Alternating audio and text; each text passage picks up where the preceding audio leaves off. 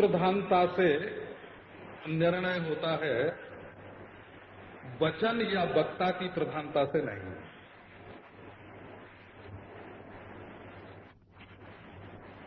अब यदि ऐसी किसी वस्तु का प्रतिपादन होता जिसको हम नाक से सूंघ सकते कि चमेली की गंध है कि गुलाब की, यदि हम जीभ से चख सकते कि खट्टा है कि मीठा, यदि हम आंख से देख सकते कि लाल है कि पीला, यदि हम त्वचा से छू सकते कि कठोर है कि कोमल, और यदि हम कान से सुन सकते कि गाली दे रहा गाली है कि स्तुति, तब तो हमारी इन्हीं इंद्रियों के द्वारा तत्व का साक्षात्कार हो जाता। किसी वचन पर विचार करने की आवश्यकता ही नहीं होती।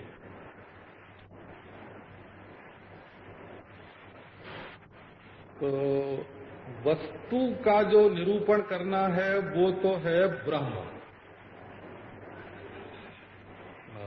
ब्रह्म वस्तु का निरूपण करना है। आप ब्रह्म शब्द का अर्थ जानते हैं, निरतिशय बृहत। बृहत बृहत तो जानते हैं ना, बृहत माने बड़ा।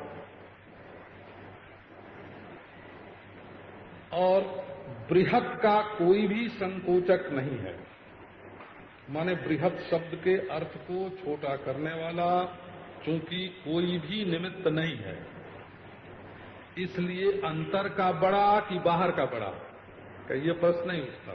ऊपर का बड़ा कि नीचे का बड़ा ये प्रश्न नहीं उठता। माने देश से परिच्छिन्न होने वाले बृहत का विवेक नहीं है। ये 100 बरस, लाख बरस, अरब बरस काल से परिच्छेद्य जो वस्तु होती है उसका विवेक ये नहीं है। जो वस्तु काल से परिच्छिन्न नहीं होती है उसका विवेक है। तो आपके पास कौन ऐसी इंद्रिय है या कौन ऐसा करण है जिसके द्वारा आप देश और काल से अपरिच्छिन्न वस्तु को विषय कर सकते हैं? पहले देखना पड़ता है कि जिस वस्तु को देखना है और जिस वस्तु से हम देख रहे हैं उसमें उस वस्तु को देखने की योग्यता भी है कि नहीं है। अब आप देखो कि दुनिया का कोई भी व्यक्ति और किसी भी समय में यदि ये ब्रह्म का संस्कार उसके चित्त में होवे और ब्रह्म के अनुसंधान की वृत्ति उसको उठे तो संस्कार ही कहां से आवेगा? प्रश्न तो ये है कि ब्रह्म नाम की कोई वस्तु है, अंतःकरण में ये संस्कार हुए बिना उसका विचार ही कहां से उदय होगा? क्योंकि जो चीज किसी भी इंद्रिय से नहीं देखी गई है, कभी अनुभव का विषय नहीं हुई है और अनुभव परिच्छेद्य भी नहीं है, माने अनुभव की विषयता भी जिसमें नहीं है, स्वयं अनुभव स्वरूप है, उस वस्तु के बारे में किसी के मन में कहीं से जानने की इच्छा हो, सुनने की इच्छा हो, अनुभव करने की इच्छा हो, तो यही कहां से आवेगी? तो आप झूठा अभिमान मत करना। एक ऐसी वस्तु है जिसमें काल की कलना नहीं है। एक वस्तु नित्य होती है परंतु वो काल के साथ धारा के रूप में बहती रहती है।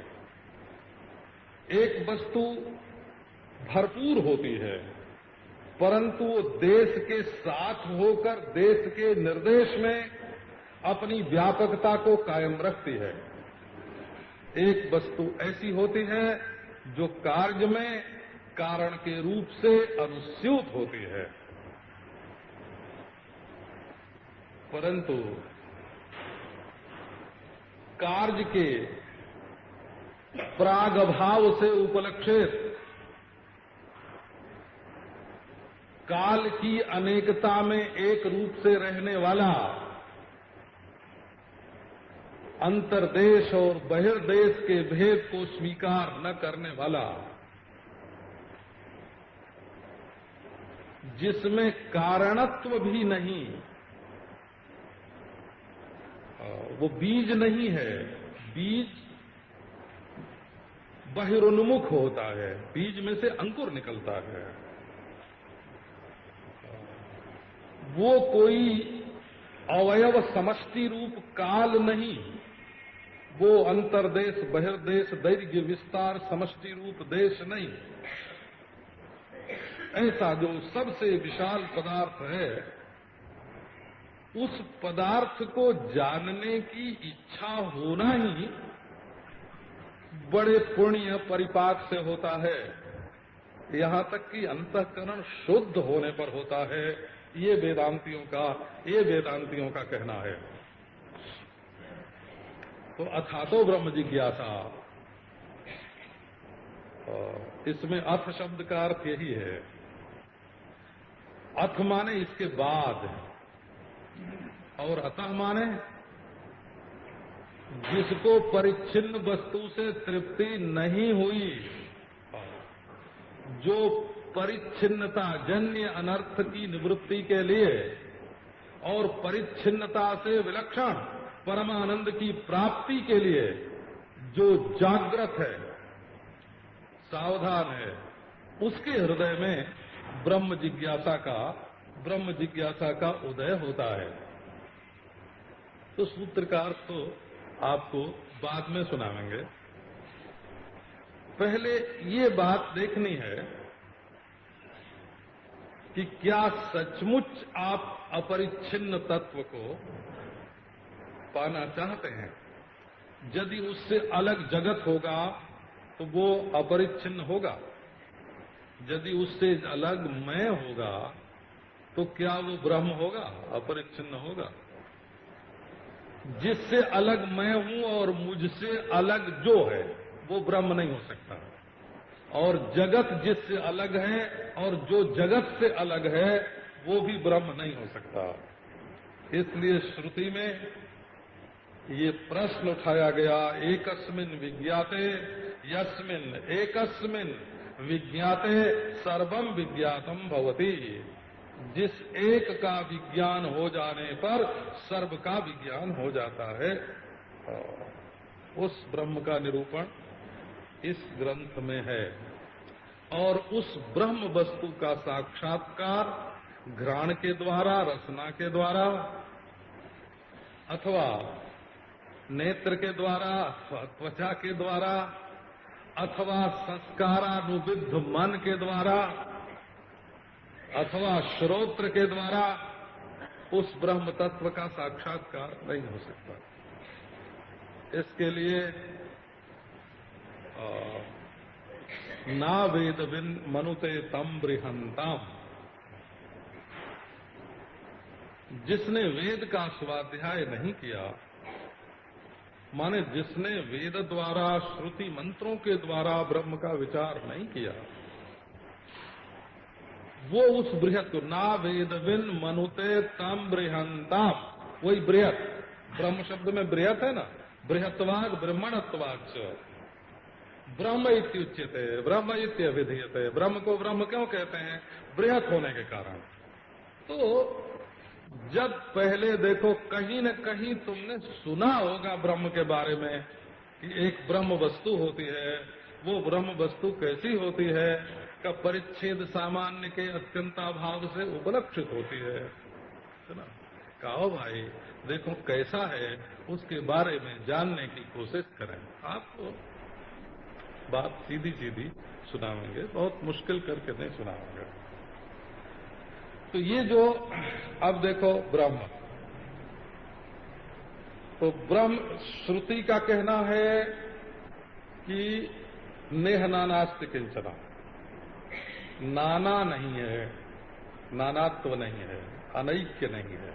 एक बात, अयम आत्मा ब्रह्म, ये आत्मा ब्रह्म है। देखो क्या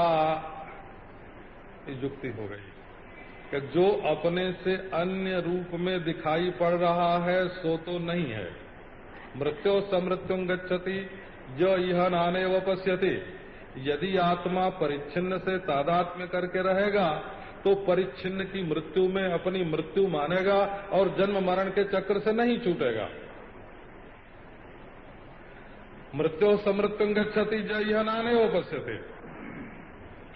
नेह नानास्ति किंचन, नानात्व का निषेध करती है श्रुति। और अयम आत्मा ब्रह्म, इस आत्मा को ब्रह्म बताती है श्रुति।